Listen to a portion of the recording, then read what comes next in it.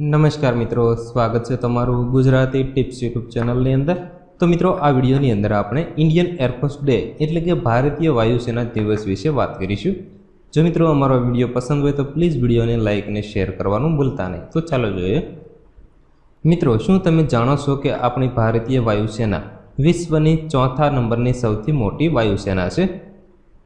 આપણા દેશમાં ભારતીય વાયુસેના દિવસ દર વર્ષે 8 ઓક્ટોબરે ઉજવવામાં આવે છે।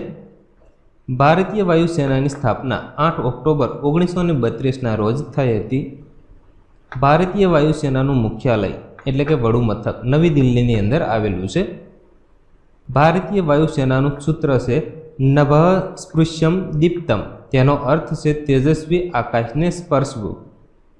ભારતીય વાયુસેનાના વર્તમાન chief of the air staff છે air chief marshal Rakesh Kumar Singh Bhadauria. ભારતીય વાયુસેના આઝાદી પહેલાં રોયલ ઇન્ડિયન એરફોર્સ તરીકે જાણીતી હતી, પરંતુ આઝાદી પછી તેમાંથી રોયલ શબ્દ હટાવીને માત્ર ભારતીય વાયુસેના કરવામાં આવ્યો। આઝાદી પછી ભારતીય વાયુસેનાએ પાડોશી દેશ પાકિસ્તાન સાથે 4 યુદ્ધો અને ચીન સાથેના એક યુદ્ધમાં યોગદાન આપ્યું છે।